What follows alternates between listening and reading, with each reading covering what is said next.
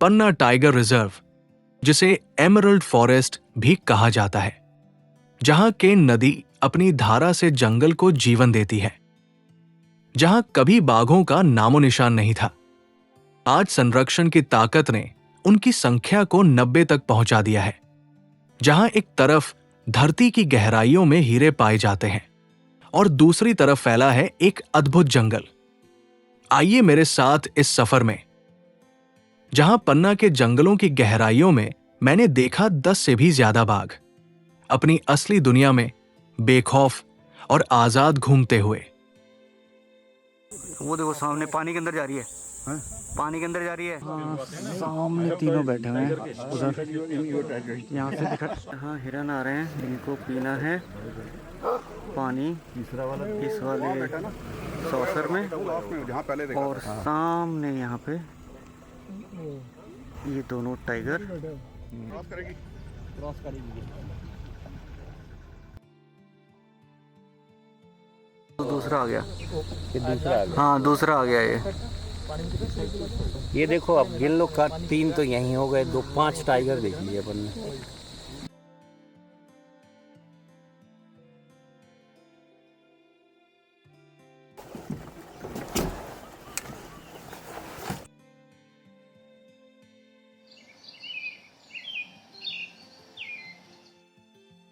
जैसे ही आप हिनौता गेट पहुंचते हैं और जीप्स का अलॉटमेंट होता है, रास्ते में आपको हीरे की खदानों की खुदाई से निकली बड़ी बड़ी मिट्टी के ढेर दिखाई देते हैं। पन्ना इस वजह से भी मशहूर है क्योंकि यहां कई हीरे की खदानें हैं। इस इलाके की मिट्टी किम्बरलाइट से भरपूर है, जिसमें हीरे पाए जाते हैं। मेरी पहली सफारी हिनौता गेट से शुरू हुई।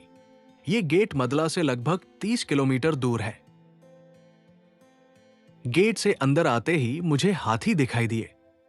ये हाथी जंगली नहीं है, बल्कि घरेलू है और यही बने एलिफेंट कैंप में रहते हैं। सफारी शुरू होते ही इनका नजारा देखने को मिला, जो इस जंगल की एक अलग ही झलक दिखाता है। ये हाथी आपको हिनौता गेट से एंट्री करते ही दिखाई देते हैं। वन विभाग इन हाथियों का इस्तेमाल जंगल में पेट्रोलिंग और निगरानी के लिए करता है। और यहीं पर रहती थी वत्सला, 103 साल की सबसे बुजुर्ग हाथी। अब वो इस दुनिया में नहीं है, लेकिन उसकी यादें और कहानियां इस कैंप और जंगल में आज भी जिंदा है।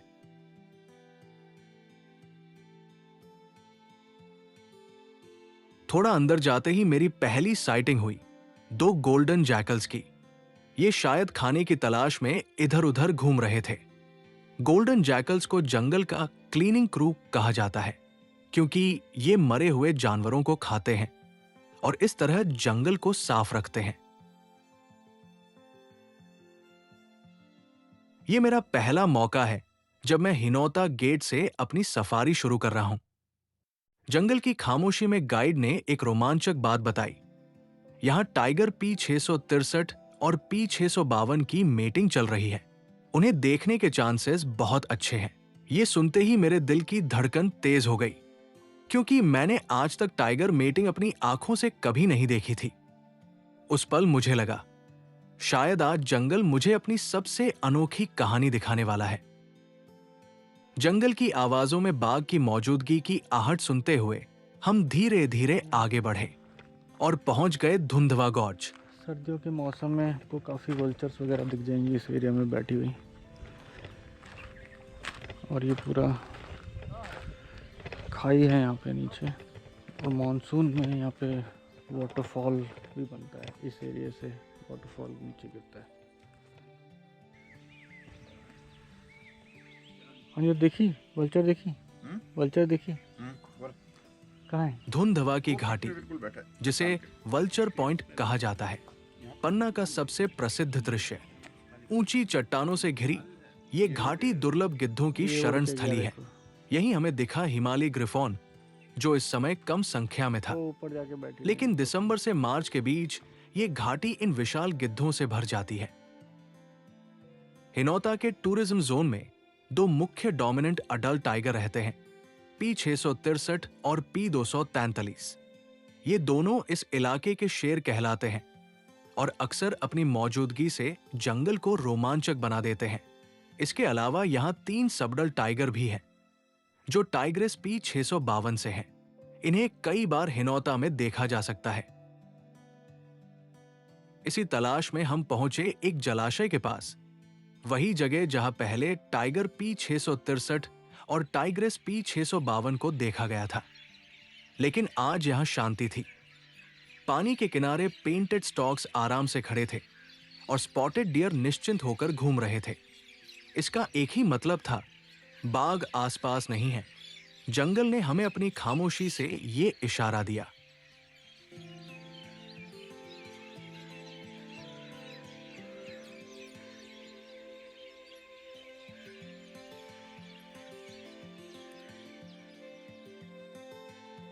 हिनौता का पठारी इलाका पत्थरों से भरा है। यहां मिट्टी कम और पत्थर ज्यादा है। इसी कठिन जमीन पर भी प्रकृति जीवन को अपनी राह बनाने का मौका देती है। और चलते चलते हमें मिला एक बेहद सुंदर चिंकारा, जो अपनी मस्ती में बेफिक्र आगे बढ़ रहा था। पन्ना में चिंकारा बहुत ही कम दिखाई देते हैं, इसलिए ये मुलाकात हमारे सफर का एक अनमोल पल थी। इसी सफर में हुआ एक दुर्लभ दृश्य, चौसिंगा हिरण की झलक। ये वो जीव है जो कभी कभी ही दिखाई देता है और आज हमें उसका दर्शन हुआ। जैसे जैसे सफारी का समय खत्म होने लगा, मेरी उम्मीदें भी टूटने लगी। आज की सुबह की सफारी बाग देखने के लिए नाकाम रही, लेकिन मुझे अंदाजा नहीं था कि आगे कुछ ऐसा होने वाला है जो इस सफर को बिल्कुल खास बना देगा। आज मेरी सफारी शाम को मदला गेट से शुरू हो रही है। मदला पन्ना टाइगर रिजर्व का सबसे मशहूर गेट है।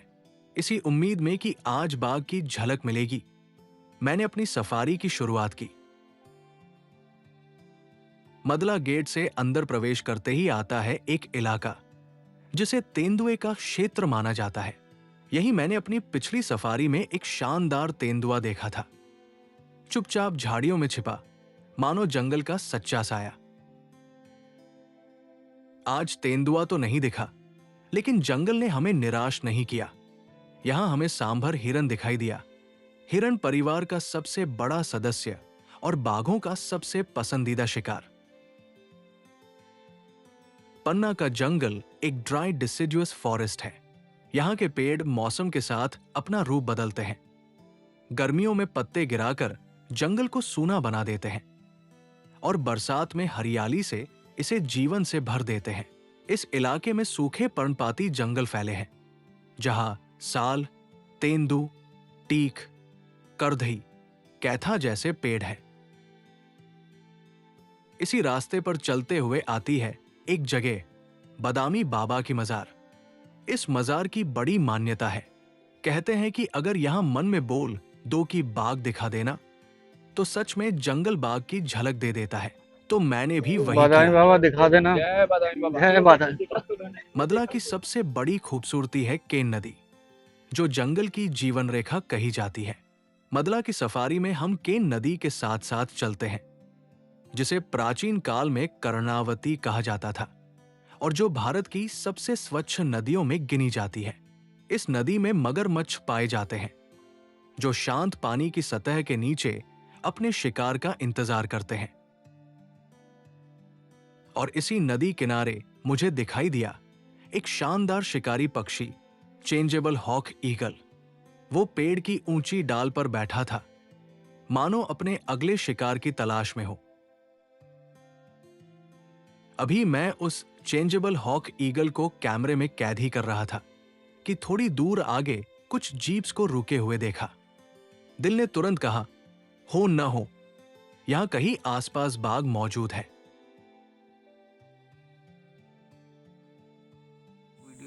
वो देखो सामने पानी के अंदर जा रही है। पानी के अंदर जा रही है। पानी के अंदर है, देखो। हाँ, वो बैठ गई। यहाँ बोर्ड थी। नहीं, लेफ्ट साइड में। लगता है बदामी बाबा ने मेरी बात सुन ली और सचमुच इस जोन की मुख्य बाघिन P151 मुझे दिखाई दी। वो केन नदी के किनारे पानी में उतरी हुई थी जंगल की रानी अपने पूरे शान और गरिमा के साथ।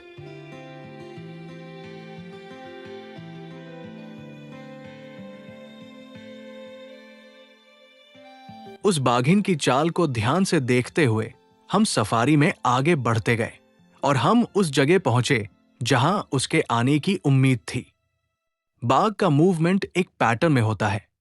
पानी, छाव और शिकार की तलाश में वो अक्सर तय रास्तों पर चलता है। इस पैटर्न को समझना सफारी में बेहद जरूरी है, क्योंकि यही हमें उसकी झलक तक ले जाता है। और हुआ भी वही। सामने थी बाघिन P151 हमारी ओर बढ़ती हुई। हर कदम पर उसकी शान और ताकत साफ झलक रही थी, मानो जंगल की रानी खुद हमारे सामने आ रही हो। थोड़ी देर बाद वो बाघिन जंगल के भीतर चली गई। आज की सफारी सफल रही, लेकिन शायद खत्म नहीं हुई थी। लौटते समय हमें एक और सरप्राइज मिला। एक तेंदुआ जो पेड़ के नीचे आराम से बैठा हुआ था। जंगल ने हमें विदाई में ये अनोखा तोहफा दिया।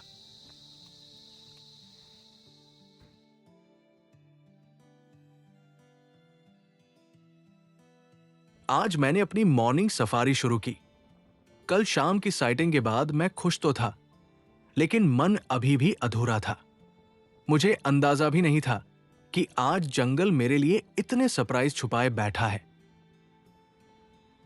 कल की P151 साइटिंग नदी के पास हुई थी, इसलिए आज मैंने तय किया कि सफारी की शुरुआत हम बोटिंग से करेंगे। मदला गेट पर केन नदी में बोटिंग कराई जाती है और यहाँ कई बार मगरमच्छों के साथ साथ बाघ भी दिखाई दे जाते हैं। इस उम्मीद के साथ हमने अपनी सुबह की सफारी शुरू की।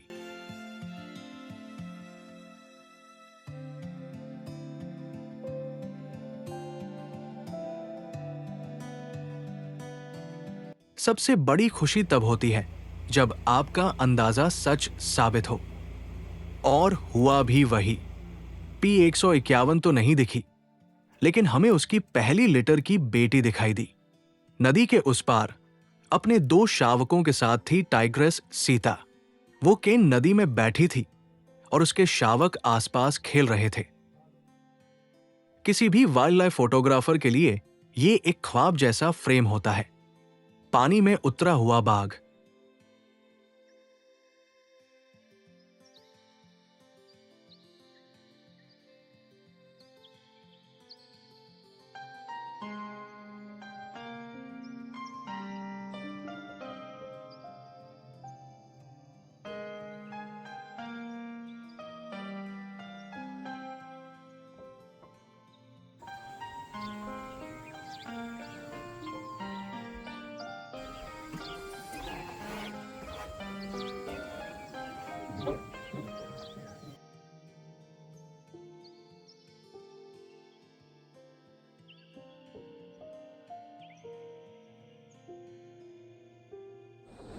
तो अभी बोटिंग पॉइंट पे बोट से गए थे और वहाँ पे सीता गीता एक टाइग्रेस है, वो पानी के अंदर बैठी हुई थी। तो मेरा फर्स्ट और काफ़ी टाइम से शॉट में ट्राई कर रहा था, फाइनली मेरे को मिल गया। और उसके बाद सेकंड राउंड में जब मौका मिला जाने का तो वहाँ से उठ गई थी, बट उसके कब्स I could see 2 of the कब्स जो आपस में खेल रहे थे। तो बट झाड़ियों में अंदर चले गए, but I got few good shots. तो अभी फ़िलहाल वहाँ से निकलने के बाद, क्योंकि भीड़ काफ़ी लग गई थी, लोगों को पता चल गया वहाँ पे टाइगर दिख रहा है। अभी यहाँ से निकल के जा रहे हैं हिनौता प्लेटू की तरफ।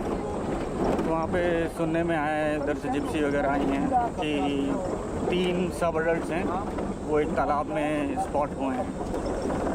सो लेट्स सी जा करके कैसे रहता है। अब यहाँ अभी सौसर के पास न्यूज़ मिली थी कि 3 सब अडल्ट बैठे हुए हैं और यहाँ पे तो लाइन लगी हुई है। देखते हैं कैसा रहता है, कहाँ बैठे हैं, क्या है।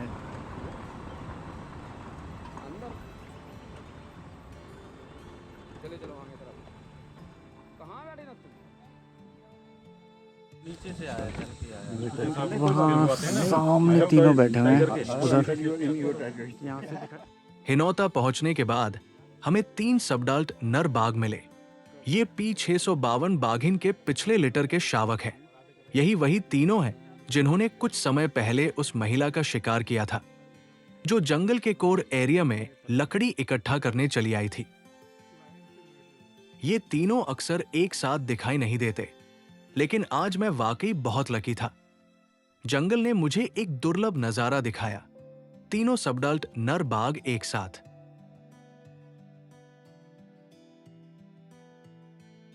काफी जीपों की भीड़ होने के बावजूद हमने अपनी जीप सही जगह पर खड़ी की।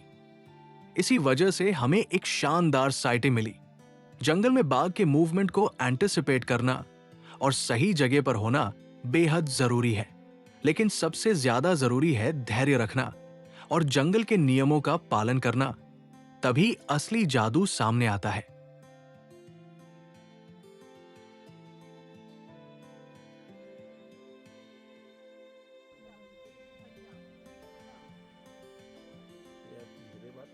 यहाँ हिरन आ रहे हैं, इनको पीना है पानी इस वाले सॉसर में। और सामने यहाँ पे ये दोनों बॉल जो है हाँ, और तीसरा पीछे बैठा हुआ है। पीछे बहुत पीछे है वो, एक फ्रेम में नहीं आएंगे, दोनों आ जाएंगे। थोड़ी देर इंतजार करने के बाद तीनों नर बाघों ने हलचल शुरू की। अचानक उनमें से एक बाघ सीधे मेरी जीप के पास आ गया। उसकी मौजूदगी ने उस पल को और भी रोमांचक बना दिया।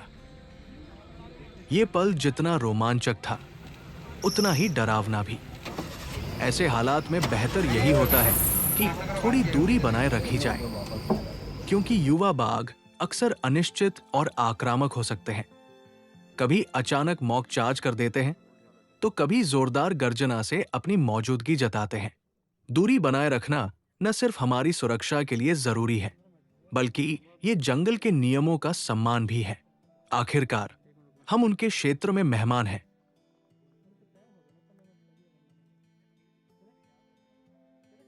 हम अभी उन 3 सबडल्स को देख ही रहे थे कि तभी खबर मिली। P663 और बाघिन P652 को एक साथ देखा गया है, और ये वही जगह थी जहां मैंने अपनी पहली सफारी की थी। मानो जंगल ने मुझे फिर से उसी शुरुआती रोमांच में लौटा दिया। बिना वक्त गवाए हम सीधे उस जगह पहुंच गए। दिल की धड़कनें तेज थी, क्योंकि वही जंगल का अगला रहस्य हमारा इंतजार कर रहा था। पन्ना टाइगर रिजर्व में बाघ P663 और बाघिन P652 का साथ बेहद असामान्य है। आमतौर पर बाघ और बाघिन की जोड़ी 5 से 14 दिनों तक ही साथ रहती है, लेकिन ये दोनों अब 2 महीने से भी ज्यादा समय से एक साथ है। ये पन्ना में दर्ज की गई सबसे लंबी संगति में से एक है। जंगल की प्रेम कथा, जो अपने आप में अनोखी और दुर्लभ है। मैंने ऐसा दृश्य पहले कभी नहीं देखा था।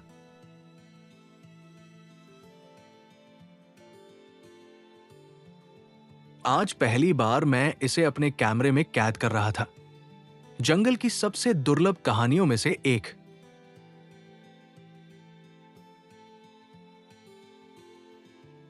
काफी इंतजार के बाद भी मेटिंग नहीं हुई और सफारी का समय खत्म हो रहा था, इसलिए हमें लौटना पड़ा। लेकिन आज का ये अनुभव मेरे लिए बिल्कुल नया था। जंगल ने मुझे ऐसी कहानी दिखाई जो मैंने पहले कभी नहीं देखी थी। आखिरकार जंगल अपने हिसाब से चलता है, न कि आपकी इच्छा से।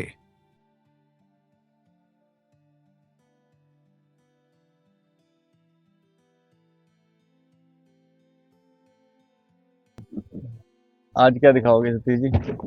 आज भालू और लेपर्ड पे ज़्यादा कंसंट्रेट करते हैं। टाइगर को अच्छे देखे, रादर बहुत ही अच्छे देखे, सारी मूवमेंट देख ली, और थोड़ा जंगल एक्सप्लोर करते हैं, नए जानवर ढूंढते हैं। लेपर्ड भी दिख ही गया है। ये मर जाए तो फिर दोबारा क्यों आए।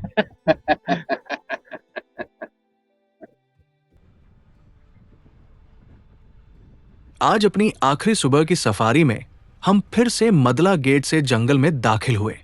इस बार हमने एक अलग रास्ता चुना ताकि जंगल के और नए हिस्सों को एक्सप्लोर कर सकें। हाँ, हल्की सी। इस इलाके से लगातार अलार्म कॉल्स सुनाई दे रही थी। ये साफ संकेत था कि कहीं आसपास बाघ की हलचल है। और थोड़े ही इंतजार के बाद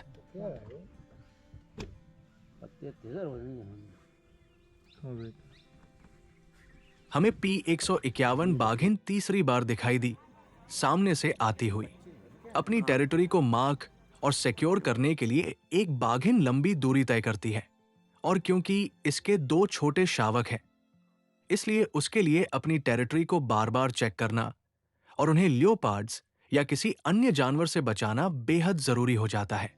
यह दृश्य जंगल की मातृत्व और शक्ति दोनों का प्रतीक था।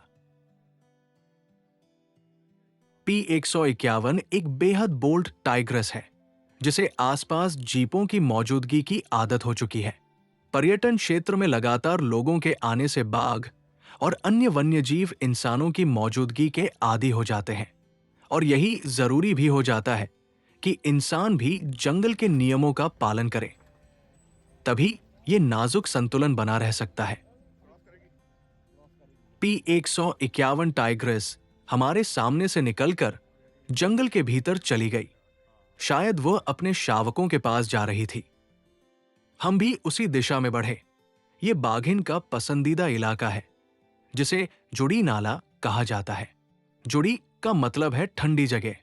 ये घना इलाका है जहां पानी और छाव दोनों मौजूद है। जंगल का वह कोना जो बाघिन और उसके शावकों के लिए सुरक्षित ठिकाना बन जाता है। कुछ देर वहां इंतजार करने के बाद हमने रुख किया पिपरटोला घास के मैदान की तरफ। खबर मिली थी कि वहां एक और बाघिन P141 अपने 3 शावकों के साथ देखी गई है। जंगल का हर कोना नई कहानी सुनाने को तैयार था, और इस बार कहानी थी मातृत्व और सर्वाइवल की।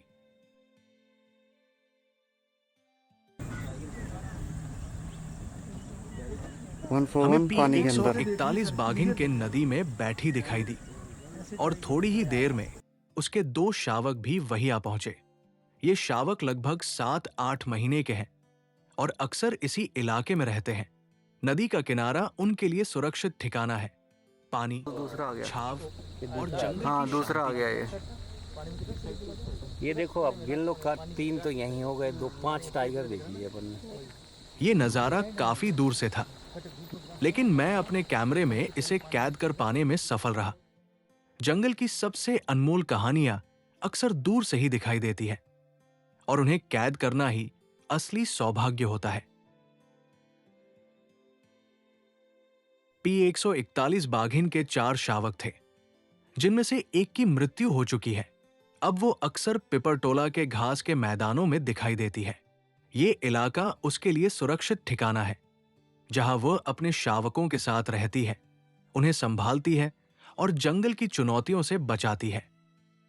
यहां से आगे बढ़ते हुए हम पहुंचे पिपरटोला घास के मैदानों में, और अचानक हमें एक झलक मिली उस तीसरे शावक की। वो घास के बीच अकेला ही घूमता दिखाई दिया, शायद अपने छोटे से साहसिक सफर पर निकला था। शावक अक्सर बहुत शर्मीले होते हैं। जरा सी आहट मिलते ही वे तुरंत घास के भीतर गायब हो जाते हैं। इसने भी वही किया। एक पल के लिए दिखा और अगले ही पल जंगल की हरियाली में खो गया। पिपरटोला घास के मैदान की खूबसूरती देखते ही बनती है। ये जगह पहले एक गांव हुआ करती थी, जिसे कोर एरिया बढ़ाए जाने पर खाली करा लिया गया। यहां बेर के पेड़ हैं, जिनका आकार छतरी जैसा लगता है। इन पेड़ों को चितल हिरणों ने अपनी चराई से तराश कर ऐसा रूप दिया है। यही वजह है कि ये इलाका चितल, लंगूर और बंदरों से भरा रहता है।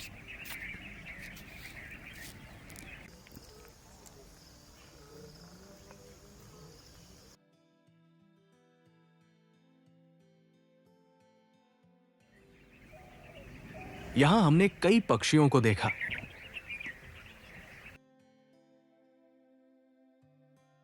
और इसके बाद हम निकल पड़े हिनौता पठार की ओर।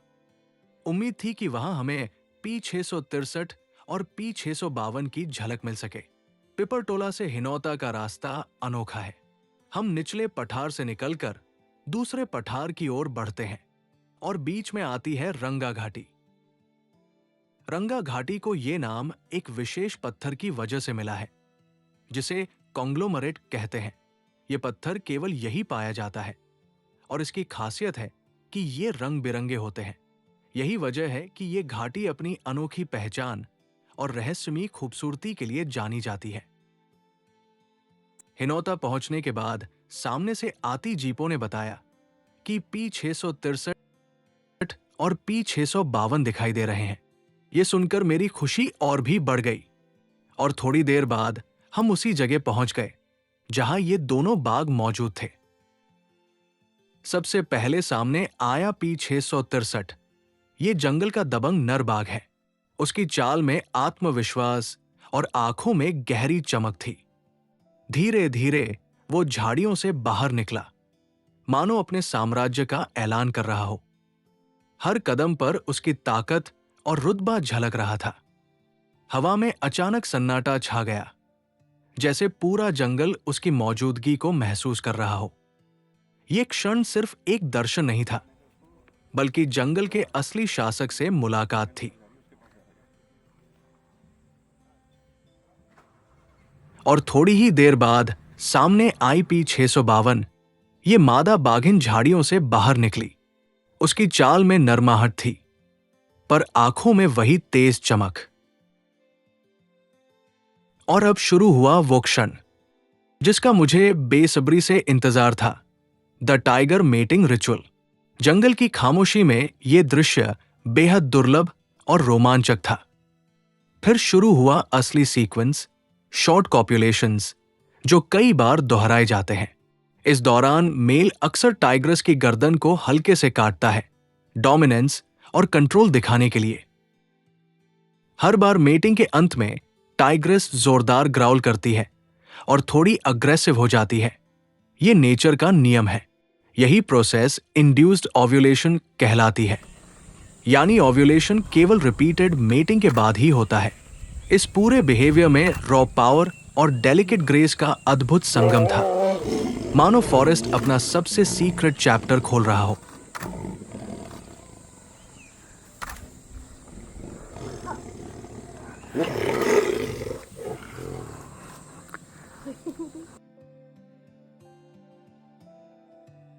मिलन समाप्त होने के बाद दोनों साथ साथ आगे बढ़े, लेकिन P663 ने टाइग्रस को दूर जाने नहीं दिया।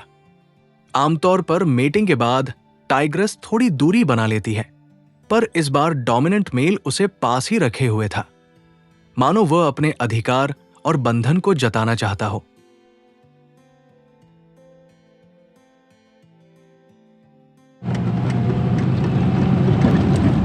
टाइगर को जाने नहीं दे रहा।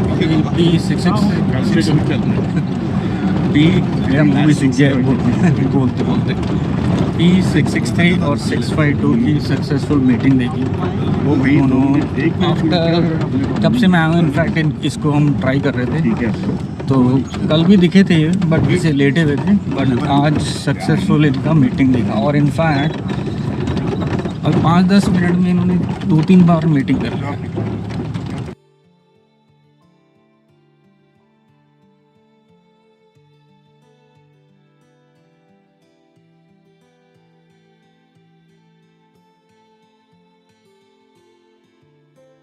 वापसी के रास्ते पर हमें एक और अद्भुत नजारा मिला। एक तेंदुआ जो आराम से बैठा हुआ था। उसकी शांत मौजूदगी ने सफर को और भी खास बना दिया, मानो जंगल ने हमें विदाई में अपना एक अनमोल तोहफा दिया हो।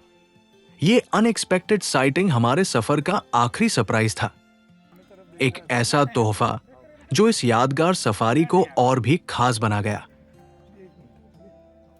और इसी के साथ पूरा हुआ मेरा ये यादगार सफारी, ऐसा अनुभव जो मैंने अब तक किसी भी सफारी में महसूस नहीं किया था। इन अनमोल पलों को मैंने अपने कैमरे में कैद किया और इस तरह समाप्त हुआ मेरा ये अद्भुत सफर पन्ना टाइगर रिजर्व का।